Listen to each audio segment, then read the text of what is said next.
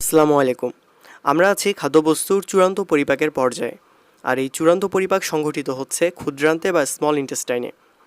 ক্ষুদ্রান্তে খাদ্যবস্তুর পরিপাকের জন্য তিনটি পরিপাক রসের প্রয়োজন, যার দুইটি সম্পর্কে এর আগে আমরা আলোচনা করেছি।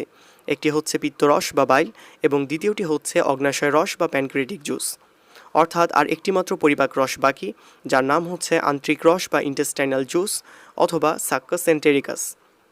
সুতরাং এই ভিডিওতে আমরা আন্ত্রিক রস সম্পর্কে কথা বলবো এবং ক্ষুদ্রান্তে খাদ্য পরিপাকের ক্ষেত্রে এই তিন ধরনের রসের সম্মিলিত ক্রিয়া সম্পর্কে জানব। তো চলো শুরু করা যাক। অন্ত্র বা ইন্টেস্টাইনকে দুই ভাগে ভাগ করা যায়। একটি হচ্ছে স্মল ইন্টেস্টাইন বা ক্ষুদ্রান্ত্র, আর একটি হচ্ছে লার্জ ইন্টেস্টাইন বা বৃহদন্ত্র। স্মল ইন্টেস্টাইন বা ক্ষুদ্রান্তের আবার তিনটি অংশ রয়েছে: ডিওডেনাম, এরপরের অংশটি হচ্ছে জেজুনাম এবং সবার শেষের অংশটি হচ্ছে ইলিয়াম। শুরুতে আলোচনা করব আন্ত্রিক রস সম্পর্কে, কিন্তু তার আগে আমরা জেনে নেব আন্ত্রিক রস কোন কোন কোষ থেকে ক্ষরিত হচ্ছে, সেই কোষগুলো কোন জায়গায় অবস্থিত, সেই জায়গাটা দেখতে কীরকম। অর্থাৎ আমরা ক্ষুদ্রান্তের অভ্যন্তরীণ গঠন বা আণুবীক্ষণিক গঠন নিয়ে আলোচনা করব, যেমনটা আমরা প্রত্যেক ক্ষেত্রেই করেছি। ক্ষুদ্রান্তের কোনো একটা অংশকে, প্রাচীরের কোনো একটা অংশকে যদি ক্রস সেকশন করা হয়, তাহলে ঠিক এরকম একটা গঠন দেখা যাবে। লক্ষ্য করলে দেখবে ক্ষুদ্রান্তের প্রাচীর ভেতরের দিকে ভাঁজ হয়ে বা ফোল্ড হয়ে উঁচু উঁচু কিছু অংশ গঠন করেছে। এই অংশসহ প্রাচীরের কোনো একটা অংশকে ক্রস সেকশন করে অণুবীক্ষণ যন্ত্রের নিচে রাখলে এইরকম একটা গঠন দেখা যাবে, যেখানে ক্ষুদ্রান্তের প্রাচীরের চারটে স্তর দেখা যাবে, যার সম্পর্কে আমরা একটু পরে জানব। এগুলো হচ্ছে সেই ফোল্ড বা ভাঁজ। এই ফোল্ড বা ভাঁজের গায়ে দেখবে অসংখ্য আঙ্গুলের মতো ক্ষুদ্র ক্ষুদ্র অভিক্ষেপ। এই অভিক্ষেপগুলোকে বলা হচ্ছে বহু বচনে ভিলাই, এক বচনে ভিলাস। এখানে তোমরা অসংখ্য ভিলাস দেখতে পাচ্ছ। এভাবে অনেকগুলো ভিলাস ক্ষুদ্রান্তের ভেতরের প্রাচীরকে আবৃত করে রাখে। আর এখানে তোমরা দেখতে পাচ্ছ একটি সত্যিকারের ক্ষুদ্রান্তের অংশ, যেটা কেমিক্যালি প্রিজার্ভ করে রাখা হয়েছে। লক্ষ্য করে দেখো, এগুলো হচ্ছে সেই ভিলাস। ক্ষুদ্রান্তের প্রাচীরের প্রস্থচ্ছেদ করলে আমরা চারটি স্তর দেখতে পারবো। এই চারটি স্তর প্রাচীরের বাহির থেকে ভেতরের দিকে যথাক্রমে সেরোসা, পেশি স্তর, সাবমিউকোসা এবং মিউকোসা। এই মিউকোসা স্তরে আমরা আঙ্গুলের ন্যায় অভিক্ষেপ অথবা ভিলাসগুলো দেখতে পারবো। লক্ষ্য করলে দেখবে যে প্রতিটি ভিলাসের দেহ অসংখ্য ইপিথিলিয়াল সেল বা আবরণী কোষে আবৃত। তবে এরা হচ্ছে নর্মাল আবরণী কোষ নয়, এরা হচ্ছে বিশেষায়িত আবরণী কোষ। আবার প্রতি দুইটি ভিলাসের মাঝে প্রথিত একটা ক্ষুদ্র থলির মতো অংশ দেখতে পারবো, যেটাও ইপিথিলিয়াল সেলে আবৃত। এর নাম হচ্ছে লিবারকুনস গ্ল্যান্ড বা ক্রিপ্ট অফ লিবারকুন। এছাড়া ক্ষুদ্রান্তের সাবমিউকোসের স্তরে আরেক ধরনের গ্রন্থি চোখে পড়বে, যাদেরকে বলা হচ্ছে ব্রুনার্স গ্ল্যান্ড বা ব্রুনানের গ্রন্থি, যেটা শুধুমাত্র ডিউডেনামে দেখা যাবে। অর্থাৎ জেজুনাম বা ইলিয়াম নয়, শুধুমাত্র ডিউডেনামের প্রস্থচ্ছেদ করলে তার সাবমিউকোসের স্তরে আমরা দেখতে পারবো ব্রুনার্স গ্ল্যান্ড। অফ লিবারকুন সহ ভিলাসের বহিপ্রাচীরকে যদি আমরা আরেকটু জুম করি, তাহলে ঠিক এই ধরনের একটা গঠন দেখতে পারবো। এটা একটা ভিলাস, এটা আরেকটা ভিলাস, এবং এদের মাঝখানে প্রথিত থলির মতো অংশটি হচ্ছে ক্রিপ্টস অফ লিবারকুন। লক্ষ্য করলে দেখবে যে প্রতিটি ভিলাস এবং ক্রিপ্টস অফ লিবারকুন অসংখ্য ইপিথিলিয়াল সেল বা আবরণী কোষে আবৃত। তোমরা জানো যে আবরণী কোষের কাজ হচ্ছে আবরণ তৈরি করা। দেখো, এই আবরণী কোষগুলো ক্রিপ্টস অফ লিবারকুন সহ ভিলাসের আবরণ তৈরি করেছে। তবে আমি এদেরকে বিশেষায়িত আবরণী কোষ বলেছি। কেন বিশেষায়িত বলেছি? কারণ এদের বিশেষ বিশেষ কাজ রয়েছে, আর এই বিশেষ কাজের উপর নির্ভর করে এদেরকে বিশেষ বিশেষ নামে ডাকা হয়। যেমন কালো রঙে চিহ্নিত করা হয়েছে শোষণক্ষম কোষ বা এন্টেরোসাইট, লাল রঙে চিহ্নিত করা হয়েছে গবলেট সেলকে, একটু নিচের দিকে ক্রিপ্টস অফ লিবারকুনের উপরে আমরা পাবো এন্টেরো এন্ডোক্রাইন সেল বা অপর নাম হলো আর্জেন্টাফিন সেল। আর ক্রিপ্টস অফ লিবারকুনে আমরা আরও দুই ধরনের কোষ পাবো, একটা হচ্ছে প্যানেথ সেল আর একটা হচ্ছে স্টেম সেল। তাহলে এই কোষগুলোর থেকে ক্ষরিত যে জৈব রাসায়নিক পদার্থ, তাদের সম্মিলিত রূপই হচ্ছে আন্ত্রিক রস বা সাক্কাস এন্টেরিকাস। চলো জানা যাক সাক্কাস এন্টেরিকাস বা আন্ত্রিক রসের উপাদান সম্পর্কে। আন্ত্রিক রসের উপাদানকে আমরা দুই ভাগে ভাগ করতে পারি। একটা হচ্ছে পানি, যেটা 98.5%, এবং আরেকটি হচ্ছে সলিড অংশ। সলিড অংশের মধ্যে রয়েছে অজৈব পদার্থ 0.8%, যেমন সোডিয়াম, পটাশিয়াম, ক্যালসিয়াম, ম্যাগনেসিয়াম আর লবণ, আর জৈব পদার্থ 0.7%, যেখানে আমরা পাবো প্রথমত সক্রিয়ক বা অ্যাক্টিভেটর, অর্থাৎ এটা কোনো কিছুকে সক্রিয় করবে, যার নাম হলো এন্টেরোকাইনেজ। এটা মূলত এক ধরনের এনজাইম। এছাড়া অন্যান্য এনজাইমের মধ্যে রয়েছে trypsinogen, peptidase, amylase, maltase, lactase, sucrase, lipase ইত্যাদি। এছাড়া আমরা পাবো মিউকাস। এবার চলো আলোচনা করা যাক আন্তরিক রসের কাজ সম্পর্কে, অর্থাৎ এখানে যে বিশেষায়িত আবরণী কোষগুলো রয়েছে এদের থেকে খরিত জৈব রাসায়নিক পদার্থগুলোর স্পেসিফিক কাজ নিয়ে আলোচনা করা যাক। প্রথমত হচ্ছে শোষণক্ষম কোষ বা এন্টেরোসাইট। এখান থেকে মূলত এনজাইম খরিত হয়। একটা এনজাইমকে বলা হচ্ছে এন্টেরোকাইনেজ, যাকে বলা হয় সক্রিয়ক বা অ্যাক্টিভেটর, অর্থাৎ এটা নিষ্ক্রিয় কোনো কিছুকে সক্রিয় করবে। আমাদের অগ্নাশয় থেকে নিঃসৃত হয় ট্রিপসিনোজেন নামক প্রোটিওলাইটিক এনজাইম, যেটা নিষ্ক্রিয় অবস্থায় খরিত হয়। এটাকে সক্রিয় করে ট্রিপসিনে পরিণত করা এই এন্টেরোকাইনেজের কাজ। এই ট্রিপসিন সক্রিয় হওয়ার পরে এটা আমিষ বিশ্লেষণে কাজ করবে, পাশাপাশি অন্যান্য প্রোটিওলাইটিক এনজাইমগুলোকেও বা আমিষ বিশ্লেষী এনজাইমগুলোকেও সক্রিয় করবে। এছাড়া পেপটাইডেজ এনজাইম, যেটা একটা প্রোটিওলাইটিক বা আমিষ বিশ্লেষী এনজাইম, যা কী করবে, পেপটাইড বা পলিপেপটাইড অর্থাৎ প্রোটিনকে অ্যামাইনো অ্যাসিডে কনভার্ট করবে। এছাড়া রয়েছে ডাইস্যাকারাইডেজ, যেটা একটা অ্যামাইলোলাইটিক বা শর্করা বিশ্লেষী এনজাইম। এটা ডাইস্যাকারাইডকে মনোস্যাকারাইডে পরিণত করবে। তাহলে ডাইস্যাকারাইড কী কী রয়েছে, মল্টোজ, সুক্রোজ, ল্যাকটোজ। মল্টোজকে গ্লুকোজে পরিণত করবে মল্টেজ নামক এনজাইম।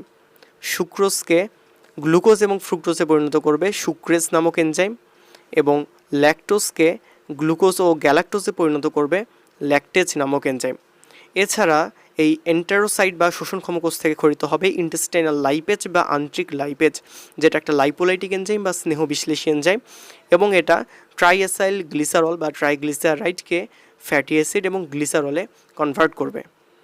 তো আমরা দেখব গবলেট সেল, যেখান থেকে খরিত পদার্থ হচ্ছে মিউকাস। মিউকাস সম্পর্কে তোমরা জানো, এটা পানি এবং মিউসিন নামক একটি গ্লাইকোপ্রোটিনের সমন্বয়, যার মূল কাজ হচ্ছে ক্ষুদ্রান্তের প্রাচীরকে রক্ষা করা। এটা দুই উপায়ে প্রাচীরটাকে রক্ষা করবে।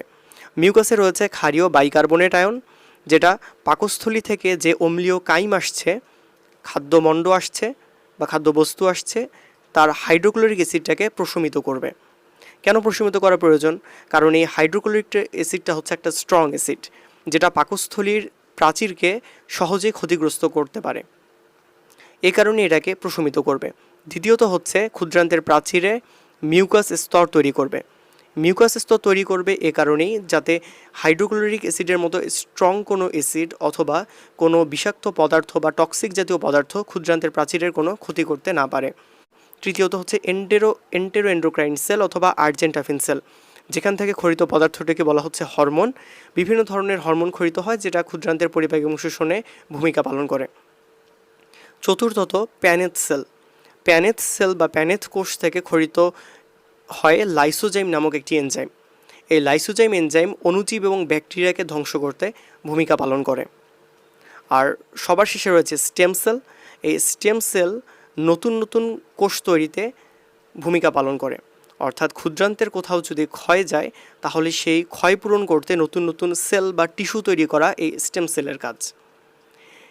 আমরা আরও জেনেছি ব্রুনার্স গ্ল্যান্ড সম্পর্কে। এই ব্রুনার্স গ্ল্যান্ড, যেটা ডিউডেনামে পাওয়া যায়, এখান থেকেও খরিত পদার্থ হচ্ছে মিউকাস, যার কাজ হচ্ছে ক্ষুদ্রান্তের প্রাচীরকে রক্ষা করা। তাহলে আমরা আন্তরিক রস বা সাক্কাস সেন্টেরিকাস এবং এর কাজ সম্পর্কে বিস্তারিত জেনে গেলাম।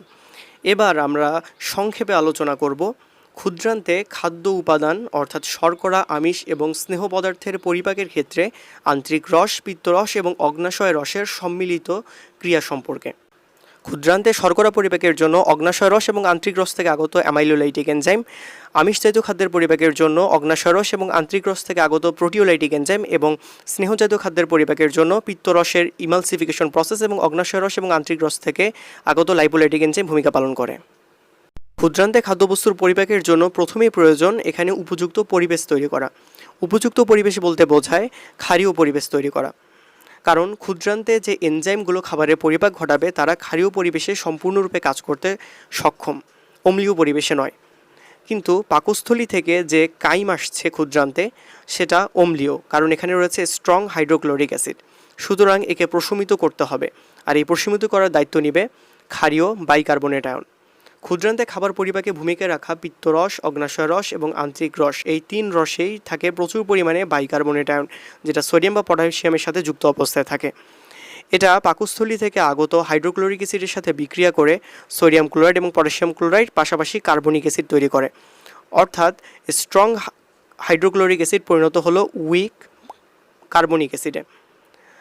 আর এভাবেই ক্ষুদ্রান্তের পিএইচের পরিমাণ বেড়ে যাচ্ছে, অর্থাৎ ক্ষুদ্রান্তে ক্ষারীয় পরিবেশ তৈরি হচ্ছে।